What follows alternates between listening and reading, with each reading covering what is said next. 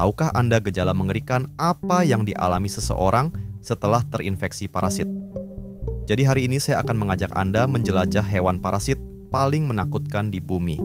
Yang terakhir tidak boleh disentuh, ulat tepi jarum. Ulat tepi jarum adalah parasit yang unik di California, hidup di usus burung es. Setelah telur-telur kecil parasit terus berkembang, telur-telur tersebut akan dikeluarkan ke dalam air melalui kotoran burung tersebut. Kemudian telur-telur tersebut akan ditelan oleh siput. Mereka akan mencari benda inangnya lagi, seperti otak ikan sungai. Segala aktivitas ikan sungai juga akan dikendalikan oleh ulat bulu, yang akan memaksa ikan tersebut berenang ke permukaan laut tanpa disadari akan mudah ditemukan oleh burung es yang lapar dan akan menjadi siklus berpindah-pindah. 8. Kupu-kupu alkonlan yang merupakan satu-satunya kupu-kupu parasit di dunia karena ulat memanipulasi semut untuk melindunginya dan merawatnya sebelum berubah menjadi kupu-kupu karena mereka mengeluarkan bau keluar tubuhnya saat berada dalam tahap ulat. Bau ini justru dapat membingungkan semut dan membuat mereka mengira bahwa ulat tersebut adalah bayinya sendiri. Mereka akan membawa ulat tersebut kembali ke koloni semut untuk melindunginya sekaligus memberi makan mereka. 7. Ulat parasit dalam tubuh belalang biasanya merupakan larva cacing parasit seperti Spinochordodes telinii.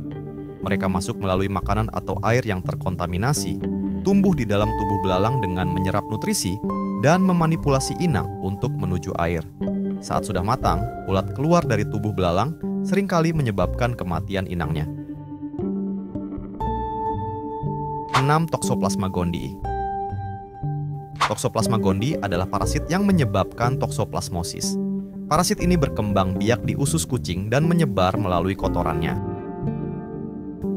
Manusia bisa terinfeksi dari tanah, makanan, atau daging terkontaminasi. Infeksi biasanya tanpa gejala, tapi bisa berbahaya bagi ibu hamil dan orang dengan sistem imun lemah. 5. Acanthocephala. Cacing kepala duri atau Acanthocephala adalah parasit yang hidup di usus inang, seperti ikan, burung, atau mamalia. Cacing ini dinamai karena memiliki proboscis, sejenis belalai yang dilengkapi dengan kait duri untuk menempel pada dinding usus inang. Mereka tidak memiliki sistem pencernaan, sehingga menyerap nutrisi langsung dari tubuh inangnya. Siklus hidupnya melibatkan inang perantara, biasanya serangga atau krustacea, sebelum mencapai inang definitif. 4. Parasit partenogenetik. Parasit partenogenetik pada kepiting biasanya mengacu pada jenis parasit seperti Sakulina yang termasuk dalam kelompok Barnakel parasit. Parasit ini menyerang kepiting dengan cara menanamkan tubuhnya ke dalam inang.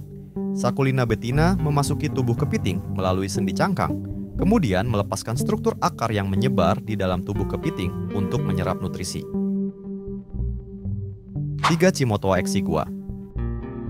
Kutu lidah pada ikan adalah parasit bernama Cimotoa exigua, sejenis isopod. Parasit ini memasuki mulut ikan dan menempel pada lidah, seringkali menghisap darah atau cairan tubuh.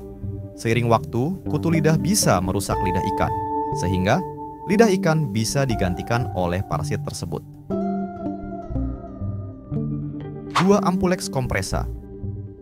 Tawon kepala datar adalah sebutan untuk spesies tawon parasit seperti Ampulex compressa, yang dikenal karena kemampuannya mengendalikan inang.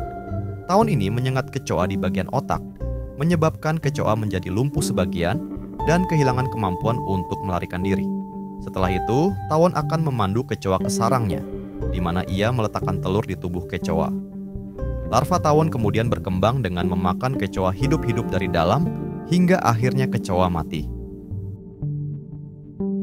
1. Angiostrongylus cantonensis. Parasit yang umum pada bekicot adalah cacing parasit seperti Angiostrongylus cantonensis, cacing paru-paru tikus. Cacing ini menggunakan bekicot sebagai inang perantara. Parasit ini masuk ke tubuh bekicot saat mereka mengonsumsi kotoran tikus yang terinfeksi. Saat manusia atau hewan lain tanpa sengaja menelan bekicot terinfeksi, cacing ini bisa berpindah ke inang baru dan menyebabkan infeksi. Pada manusia, infeksi ini dapat menyebabkan penyakit serius seperti meningitis eosinofilik.